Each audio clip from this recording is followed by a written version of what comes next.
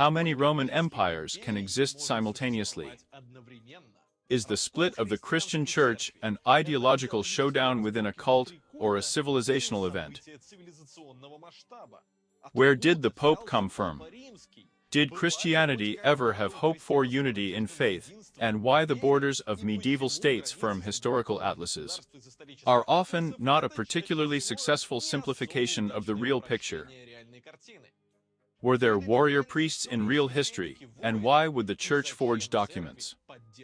Hello everyone, I am Yeager Ziryanov, and you are on the Redroom channel, where we talk about the dead and the dead, about history. But before we start answering all these interesting questions, let's answer, for a start, probably not the most interesting, but for some mysterious reason, regularly arising in all sorts of strange disputes on the internet. Friends, I hope that you are above this, but let's say it anyway. Orthodox and Catholics, Christians are one and the same faith. They have the same key dogmas, ideas about the structure and origin of the world, and so on. Thank God, we won't go back to that.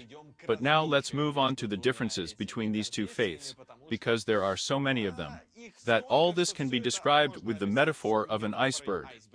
Well, or that meme where the brain glows. By the way, let me interrupt the narration for one important reminder. Now, if you haven't liked this video yet, it will be just super fiery cool if you live it right now. And if you also subscribe to the channel, then it will be well, just about right, just right. Thank you. There are familiar and noticeable differences at the obvious top.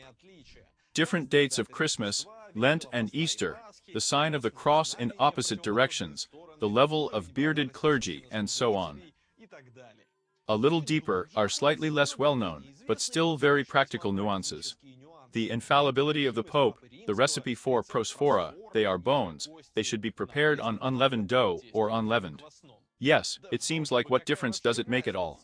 But you have to understand that it's not just cakes for communion, it's actually for a second, the body of Christ. And if you cook it wrong, then you know you won't be saved. And yes, of course there is also an eternal confrontation, slibate or slibraith. Can priests get married? Or they should be, you know, like DTF and Vacha users. And where the layman does not dive, there are dogmatic differences. Here is the famous filioque, for example. This is the name for a supplement to the symbol of faith, a key Christian prayer, describing the basic tenets of faith.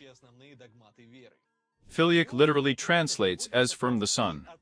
This is the Catholic version of the origin of the Holy Spirit, because for the Orthodox it comes only from God the Father. And they're also from God the Son. Well, can you imagine, if choosing the wrong flour for bread casts doubt on whether you will get to heaven, then changing the creed is, well, almost outright service to the devil. But at the very bottom, where no light penetrates, except for the light of your cosmic mind, there is a centuries-old history of conflicts, intrigues, wars, political, cultural and social disagreements and divergences.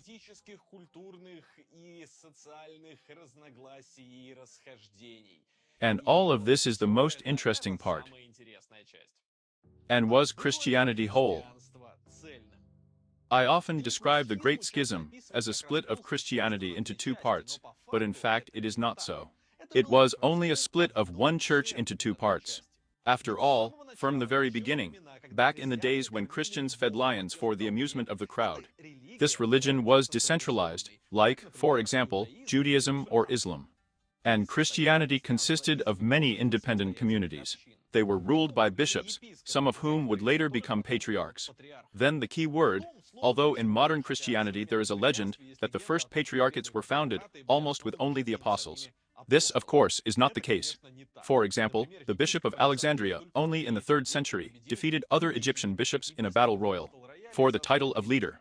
But the Bishop of Antioch became Patriarch of Ash in the 325th year by the decision of the Council of Nicaea, and so on. And before the institution of patriarchs made its centralizing contribution to the organization of the Christian Church, conflicts had to be resolved at councils, where an infinite number of leaders of these very religious communities gathered. And you know, there were some other conflicts. Less than 2 centuries later, Christianity almost split over the question of when to celebrate Easter. On the 14th day of the spring month, when Christ was crucified, or on the next Sunday after that date, so that Easter always happens on Sunday.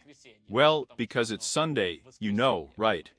And this dispute was between the bishops of Rome and Smyrna, so that Christianity almost split into West and East even then, in the 2nd century.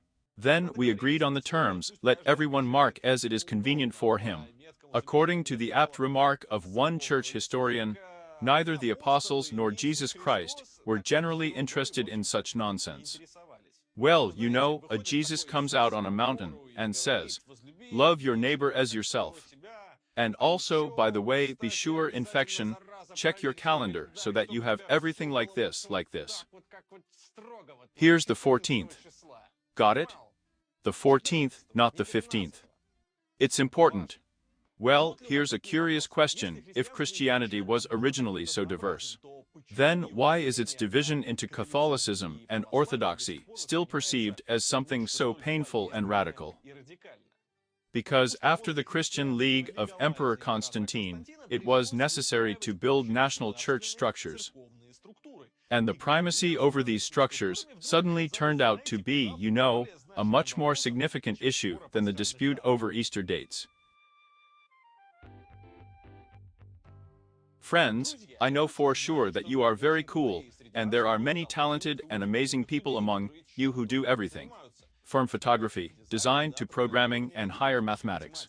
And many at the same time are not sure how best to monetize all these skills and abilities. But I think that in Russia, it is best to do this through the self-employed regime. Self-employment means fantastically low taxes, it can be combined with the main job, and it is also a minimum of bureaucracy. And you will find even greater benefits for the self-employed in Sberbank Online. Here is a separate service for the self-employed with a bunch of cool buns. It is completely free, and there is, say, a service for online recording of your customers. Yes, you no longer have to sit in a million chats, in a million messengers for this. And the savings bank has a reduced rate on loans for the self-employed. In addition, you can check the level of your luck. If you connect the service for the self-employed in the Beak Online before the 30th of April, you will get a non-illusory chance to win 16 million bonuses. Thank you. And that's pretty cool. If you are already sad that all this is cool, but you have already opened self-employment elsewhere, then do not be sad. You can also connect the Spur service in the same way and get all this splendor. To do this, just click on the link in the description and connect self-employment in the Beak Online. Well, let's get distracted by the name. The one Christian church was called Universal. And in this case, the universe is such a clumsy translation of the word oikomen. That is, the territory of the civilized, read, Roman world. This same church was called, for example, Catholic. This is another Greek term with the meaning of universal. And Orthodox at the same time, that is, orthodox, that is, praising God correctly, not heretical. And this is an interesting moment. The further away from the center of Roman civilization, various Christian branches flourished, which in fact were officially recognized as heresies, the more nobody cared about it. And it does not matter at all where exactly the center of the Roman world was at that moment. Well, you'll see everything. Look, 325th year. The first council of Nicaea, Bishop Arius is expelled from the church. And at the first council of Constantinople in the 381st, his reading of Christianity is declared heresy. But look at the religious map of 5th century Europe. Literally all these Burgundians, Ostgoths, Visigoths, and other hairy subjects of no less hairy kings and barbarians are Arians. And nothing, and everything is fine, although not so long ago, it was all part of the Western Empire. And formally it is still part of the Roman world, more on that later. It's just that the whole of Western Europe is heretics. Well, it doesn't matter, like by the 7th century, Arianism will disappear by itself anyway, why bother? 431st year. Ephesus Cathedral. It condemns Nestorianism, a version of Christianity dedicated to the duality of the essence of Christ. And also nothing. The guy survived the anathema, and as a result, after a couple of 100 years, they flourished there far away in the east, where the hand of His Majesty the Emperor could hardly reach. And traces of Nestorianism can be found in China, Japan, and India. And there you can find a whole bunch of beautiful places, attractions, and adventures. To do this, it is enough to buy cheap airline tickets. But the 451st Council of Chalcedon is the beginning of the official persecution of monophysites. At the same time, the monophysite or anti-Chalcedonian dogma in honor of the Chalcido Cathedral eventually lives and lives. Well, for example, in the Armenian and Georgian churches. Yes, also, to put it mildly, on the periphery of the Byzantine reality. And so on. You can continue for a long time. But unlike all these heresies, interpretations, new readings, postmodern conceptualizations, and so on, the Great Schism, and the conflict between the first and the second Rome that accompanied it, signified a split of a very specific church, the universal one, and with it the split of the Roman civilization itself. Rome versus Constantinople. The first to declare himself Pope, the most important Christian in the whole empire, was Damasius, Bishop of Rome, the first Pope of Rome. The reasoning was simple. The apostles Peter and Paul ended their days in Rome. The community of the Christian time is super ancient. And in general Rome is like, yes, Rome, what else do you need? The bishops of the eastern half of the empire replied that it was necessary to see where the current capital was, and if anything. You can check with the late Constantine. Everything got complicated when Emperor Theodosius I in the 380th year decided to put things in order. In all these church affairs, he had two reasons for this. Firstly, this native of Spain, which was already, apparently, an extremely religious place at that time, had very strict and clear and simple ideas about faith. And secondly, he wanted everyone else to have the same clear, concrete and strict ideas about faith. After all, in a religious sense, a terrible mess was going on then. Theodosius was the last ruler of a unified Rome, and Christians there had an incredible variety of views. In addition to the already mentioned infinite number of communities, some literally differed little from the pagans, perceiving Jesus as another god from some Eastern or Germanic cult. Check out our video about Roman alternatives to Christianity. Link in the suggestions. In general, as you can see, the purpose of the Edict of Theodosius I was very, very rational. Standardization. And yes, he did not declare Christianity the state religion, as you can read about it in some sources. It's not like that. He just did so much for the uniformity of Christianity that over time, he was perceived almost as some kind of paladin. And then a terrible thing happened. At the First Council of Constantinople a year later, in pursuit of Kenslin-Garion, it was proclaimed that the Bishop of Constantinople was now second in importance after the Bishop of Rome, which caused a burning sense of competition below the back of the heir of St. Peter. The fact that he had not yet been invited to this council added additional poignancy. And it wasn't just anyone, it was that Damasi, the dude who had just declared himself the head of all Christians. Well, that's just to oppose the emperor, who always had the last word on ecclesiastical issues. The pope then had nothing much to do. They tried to find some kind of compromise at the Council of Chalcedon in 451. They created the term patriarch and allocated it to the 5 most authoritative bishops: Rome, Constantinople, Antioch, Alexandria, and Jerusalem. Recognizing the first two as having equal rights and an equal level of coolness, maybe everything would be fine further. But no. In the year 476 Rome fell, Centurion, and nothing good was to be expected in the near future. At first, however, everyone pretended that everything was normal, and probably believed it themselves, because, you know, global historical shifts and upheavals are very difficult to consider when you are inside them. You need distance. The fall of the Western Roman Empire, in general, came down to the fact that the barbarian commander Adac overthrew the last emperor from the west, Romulus Augustulus, and sent the imperial signs of power to Constantinople, thereby recognizing the emperor of Byzantium as the supreme ruler. Then Adac overthrew Astgod Theodore, who was in fact only the military governor of Italy, as indeed all the other barbarian kings. As one of the Burgundian kings wrote to the emperor in Constantinople, "My people consider me a king, but I am just your soldier." Moreover, the title Rex itself, with which all these barbarian kings called themselves, was actually a Roman title. The post-Roman world was quite a funny place in this regard. De facto, no territories of the Western Empire of Constantinople were already subordinated. Well, apart from a small episode in the 6th century, when Justinian grabbed back a significant part of Italy. But the de jure legitimacy of all these kings, albeit to varying degrees, will be rebuilt for quite a long time from Rome. There was a similar story with Vera. While in the east of Byzantium, the church was integrated into state structures, and the Patriarch of Constantinople was the most important part of the state apparatus in the west. Everything was generally so-so by statehood itself. There, even the borders of the kingdoms could not be determined exactly. Where does the monarch reach with his army to collect taxes, and from there the kingdom? Something like this. The old institutions have been destroyed, the new ones have not yet appeared, and in general, I remind you, there are heretics around Riani, as it were. Well, naturally, the role of the church here was different. If Byzantium and the church were actually part of the state, then in the west the church, or rather its representatives, became their own masters. With a few exceptions, like the Empire of Charlemagne, where the priests really worked as they should and for whom they should. But this did not last very long. But in general, first of all, representatives of the church are the largest keepers of knowledge, culture, and so on. All these hairy barbarian kings actually really needed priests' advisors. Well, you know, at least they know how to count there, right? Manage, by the way.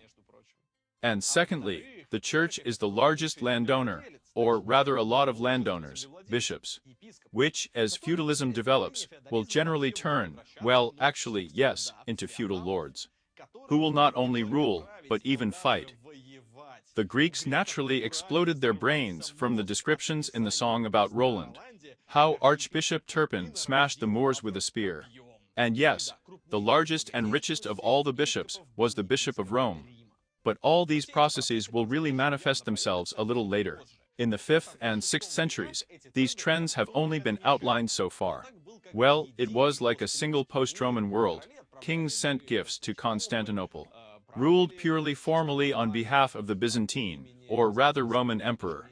And the Patriarch of Rome and the Patriarch of Constantinople fought for power within one single universal church.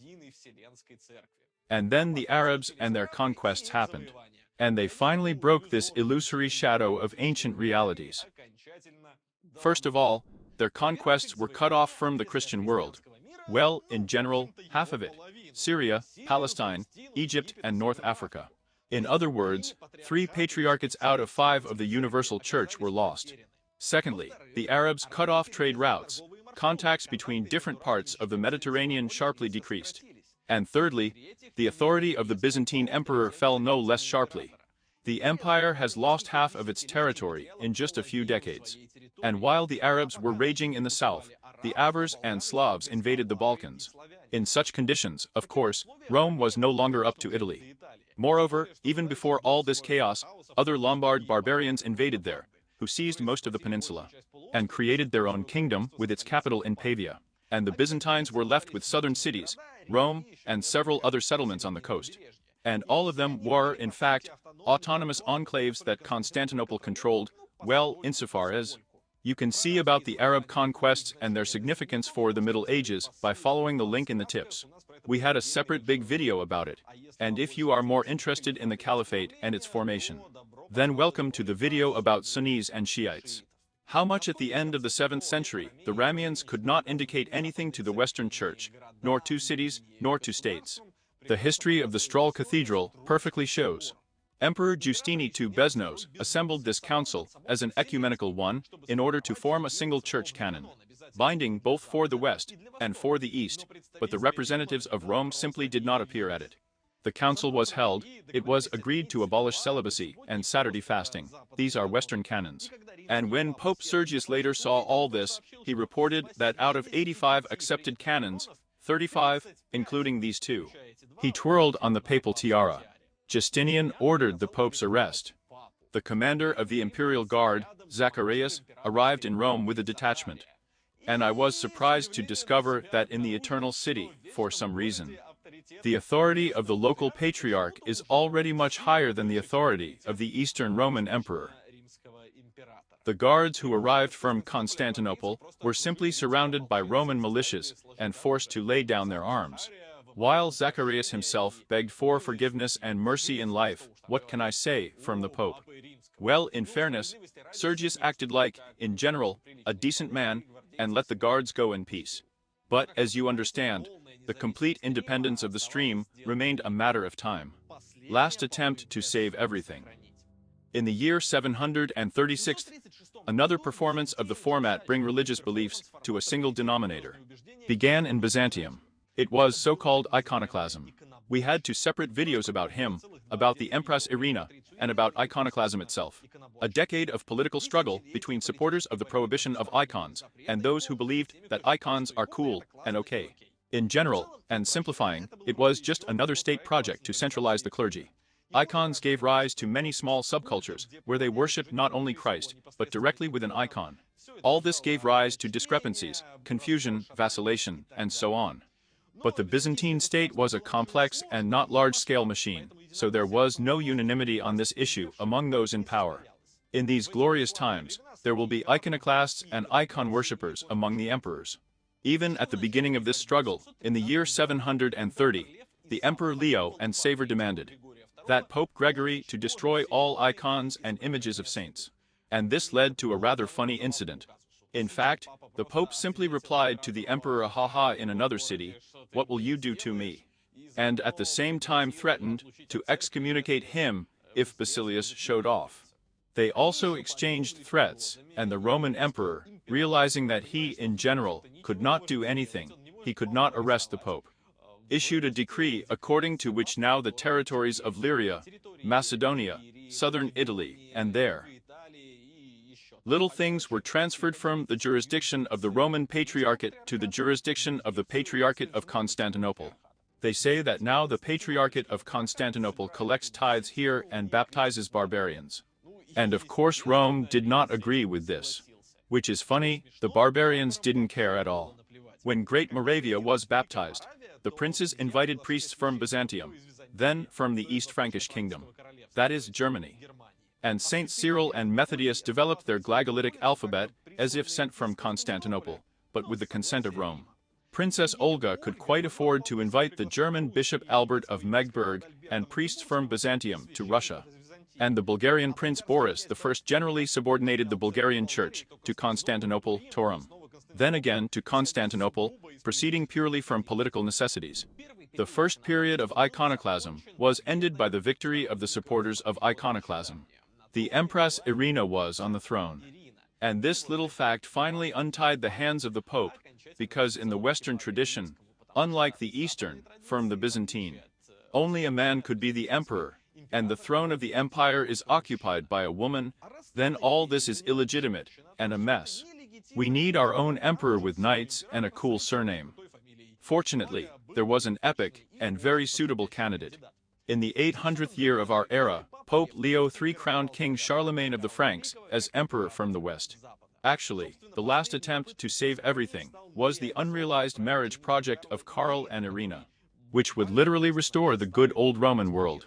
But well, naturally, the accumulated burden of differences between churches, political, institutional, and so on, did not give this wedding a chance. None of the dignitaries, or almost none of the dignitaries in Constantinople, supported this idea, and soon, Irina was simply overthrown. Moreover, the conspiracy was headed, so to speak, by the chief accountant of the empire. Dangerous people are accountants in general. That's what it always seemed to me, to be honest. From that moment on, the unity of the church finally turned into a fiction. The relations between the West and the East turned into a scene about a neighbor from Bara. We have an empire, and they have an empire. We have a patriarch, and they have a patriarch. Pain whole filiac. Only in Byzantium, the patriarch is an important part of the state power vertical, while in the West, he is an independent feudal lord. In addition, the religious traditions themselves have already diverged radically. All that has already been said. The symbol of faith, guests and services, holidays, Greek Latin, after all. But more importantly, the very logic of the development of the church in the West and in the East was completely different, right? In Byzantium, I remind you, the power of the patriarch, at least formally, on a par with the imperial power, is one of the two pillars on which the empire rests. These are generally inseparable things. Church and state. Moreover, one large and very specific state. In the West, especially after the death of Charlemagne and the subsequent collapse of his empire into a component, the Church, it's still a lot of practically independent actors. Quite in the spirit of the trend towards political diversity in Western Europe, even with the formal primacy of the Pope. By the way, recently we talked about all this European political diversity in a video about medieval cities. You can watch it. In short, it was inevitable. The Great Schism. In fact, there were two schisms. The first, so to speak, is the crown, the second is the funeral. The first one happened in the year 863. Yes, somewhere far away. Rurik with his brothers and squads landed on the shores of Ladoga. And meanwhile political intrigues were in full swing in Constantinople. In the year 858, Patriarch Ignatius of Constantinople grappled with the regent of Byzantium, Varda. Oh, they quarreled, and the Patriarch was soon very naturally displaced and sent into exile. Varda appointed a certain Photius, the former head of the imperial chancellery, to the post of Patriarch. Nothing special in principle. The same Empress Irina made a Patriarch of a man who had never been ordained.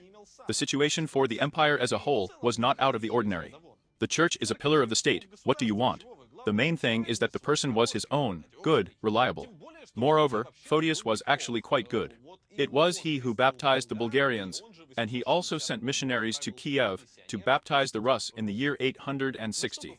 But in order for Photius to be finally legitimized as Patriarch, he needed to get the last signature of the Pope. And, as you understand, there was a catch. Pope Nicholas I simply refused to put this signature. First, he sent a commission of legates to Constantinople. Then he scratched his turnip, thought about it, and said that Ignatius' resignation was illegal. On this occasion, he immediately assembled a council in Rome, at which he demanded that everything be returned to the ass. Moreover, these requirements were formulated as strictly as possible. And all this happened against the background of parallel disputes about who still had and had the right to baptize the Bulgarian prince. It all ended with the fact that in 867 in Foda, he assembled a council in Constantinople, at which he excommunicated Pope Nicholas of the Church. And do you know why? For the filioque. For that one, the only added line about the son in the creed. The man was generally ahead. He seems to be the first one who guessed in the East to use this as an excuse for excommunication from the Church. The conflict, however, was hushed up, and in a completely medieval style. The Pope never found out about his excommunication, because he died before the letter reached Rome. And in Byzantium, power soon changed, the regent was killed, Photius was deposed, and in general that was the end of it. Photius' schism lasted only 4 years. And again in Rome and in Constantinople, tough dudes who were not ready for any compromises turned out to be in power. Only in 1054th year. In the 1053rd year, the Patriarch of Constantinople, Michael Kyrillarius, ordered the closure of the monastery and temples of the Latin Rite in Constantinople. And the reason was the stupid discrepancy in the prosphora recipe. The Greeks did not consider unleavened bread accepted in the West to be sacred. Therefore, during the closing, the Byzantine soldiers trampled the illuminated guests. Of course, a scandal broke out. To the indignation of Rome, Kyrillarius replied that the Latins should renounce their errors. By the way, it seems to me alone that Kyrillari is some kind of name for a druid and a warcraft. Well, in general, in the middle of this scandal, the Normans invaded Sicily. By the way, we have a separate video about this. And the Byzantine on the spot to southern Italy.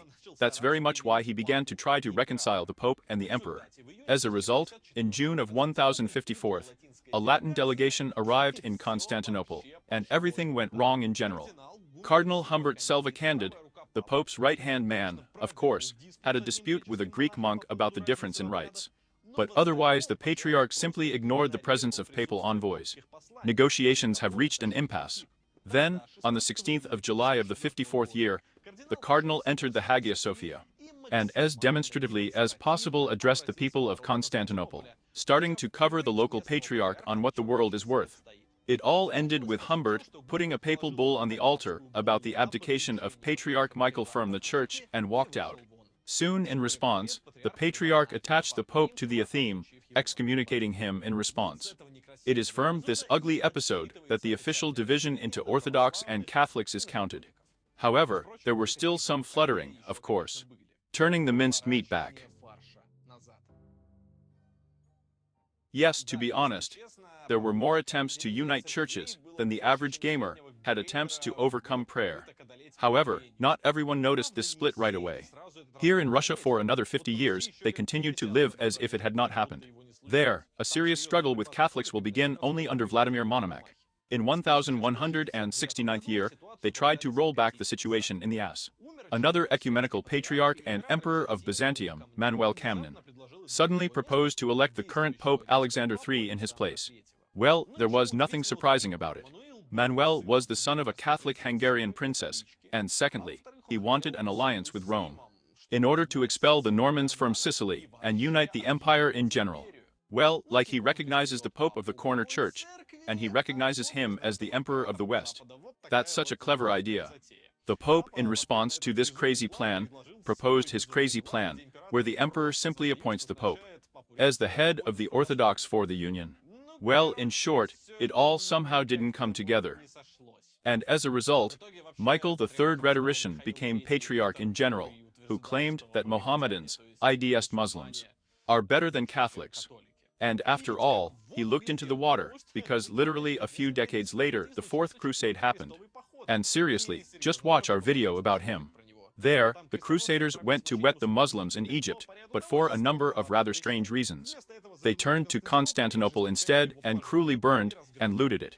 And by the way, now they were trampling on improperly cooked bread. And although the Byzantium, disassembled for spare parts, was somehow not fully assembled later. Of course, she will never recover from such a blow, and then the Catholics will finally become the official enemies of the empire. However, any point of no return is always temporary. Already in 1273, in the French city of Lyon, another attempt to unite the church took place again. A huge event was held there, where hundreds of clergy from all over Western Europe were invited, including Thomas Aquinas himself. And of course, yes, the Byzantine delegation. But only Thomas Aquinas died just on the way to this cathedral, and the Byzantine delegation was shipwrecked. True, its main members still survived and reached Lyon, but the joke is that there were no priests among them at all. They were all officials from, let's say, the field of regulation of religious issues. And yes, the council sort of agreed to something. The Catholics at it kind of accepted the Orthodox canons, but in fact, no one recognized its results, except Mikhail Palaiologos himself. And when he died, the empire quickly excommunicated him posthumously, and in general everyone who signed all these papers in Lyon. And a century and a half later, the churches will try to reunite again. Thanks to extremely, bright motivation. Byzantium will shrink to the size of Constantinople, with the Ottoman Turks right under the walls of the city. And my God, we made a video about it too. In short, the atmosphere was such that it was possible to look for compromises with the papacy. Meanwhile, Pope Eugene IV also had a lot of problems. They managed to expel him from Rome, and on his return, he drowned the Eternal City in blood, so his legitimacy was a little lame. And then there are some Hussites and Tipops. In general, the event on the unification of the Church sounded like the last chance to save his right to the throne of St. Peter. Everything went wrong again. In the city of Ferrari, where all this luxurious event was originally planned, the plague began. There was also a funny story about how it was partially financed by Muscovy, but I'll probably write a video about it in the cart. And so it turns out to be long. By the way, subscribe to Telegram. The link is down there in the description. And in general, there are a lot of things in the description that you often ask about in the comments, if anything. In any case, the events were moved to Florence, and everything seemed to be going well, and they even agreed on something there. But then a couple of things happened. First of all, the Greek patriarch, one of the main supporters of the whole idea, never returned from Florence. Because he was, old and sick. And he died because he was old and sick. And secondly, when the Constantinople minibuses found out that they had signed in Florence, then hell broke loose. In the sense of a popular uprising. So the new patriarch was first forced to publicly renounce the union with Rome, and then completely flee the city. Well, as you understand, soon after that, the priests who signed there began to take turns, somehow smartly renounce their words. The funniest thing, by the way, was with Bishop Avrami of Suzdal, who was also in Florence, and also signed the whole union there. But then, when he came back, he told everyone that he of course signed, but you see, the fact is that he didn't want to. But the evil Greek sitter shackled him, tortured him, and in general, that's just why he actually signed with her. Otherwise, of course, I wouldn't. In fact, by that time, the paths of Catholics and Orthodox had already diverged too much. In Byzantium, as early as the 14th century, hesychasm arose. This is the teaching, according to which God must be known not with the mind, but with the heart. By the way, psychism was brought to Russia around the same time, by Sergius of Radonez. And in Europe it was the opposite. Catholic ethology was moving more and more in the direction of religious philosophy. The previously mentioned St. Thomas Aquinas is now known mainly as a scientist and philosopher. And this is an extremely atypical type of Saint for orthodoxy. As a result, nothing came out again. Soon in 1453 year, New Rome also fell. Centurion. It's amazing how long you can kick a poor dead horse after all. After all, even after all this, attempts to unite the churches did not stop. The 16th and 17th centuries, friends, are the time of the Counter-Reformation. The so-called Uniate churches were quite successfully established in the Grand Duchy of Lithuania, as well as in Turkish Albania and in Turkish Mesopotamia. Only this time, the Catholics acted stupidly from a position of strength. In other words, the local Orthodox population was required to recognize the spiritual authority of the Pope and the Filioque, in exchange for permission to behave in everything else there as they want and to pray as they want. In general, Catholics and Orthodox in relation to each other by this moment have already formed a firm conviction that here they are. Here they are not going to be saved. In the 18th century, all this naturally ended with a Catholic decree that strictly forbade communion in the sacraments with the Orthodox, to which the Orthodox responded by ceasing to recognize Catholic baptism at all. And this is all in the so-called Age of Reason, my friends. The epilogue. In the 20th century, everything became somehow simpler. In 1964, it was announced that the excommunication of the 11th century concerned purely specific popes and patriarchs, and not churches. Then, in the 90s, the Pope made filioque optional. And the church disputes and schisms at the same time, of course, have not gone away. Only now they no longer, well, play such an important role. When the Roman and the ecumenical were practically synonymous, and the structure of the church was a reflection of the structure of this very universe, the dispute between the West and the East had a truly civilizational scale. Who is the true heir of Rome? Who is the true heir of civilization? According to what rules the world should exist now, and what institutions should be in this world, and manage it. And now there is, in general, only political fuss, and on a completely different scale than before. Communist China is forcing local Catholics to sever relations with Rome, because the Communist Party recognizes only denominations with governance directly in China. Here, the Greek Catholics of Ukraine and Belarus under Stalin forcibly united with the ROC, and then in the 90s, they were restored as independent churches. But in the 2019 year, the ROC ceases canonical communication with the Patriarchate of Constantinople. In short, universal brotherhood in Christ is still a long way off. However, as apparently, always, thanks to everyone who watches these videos, do not forget to like and subscribe to the channel. And a special thank you to everyone who supports us on Patreon and on Boost. I remind you that you can do it too. If you ask us those, then, first of all, you will watch the videos the very first, and secondly, you will do it without integrative advertising, and in general, you will be able to ask us any questions in our closed chat in a Telegram, if you have any. In any case, thank you all, I hope you were interested. Write in the comments what you think, and see you soon.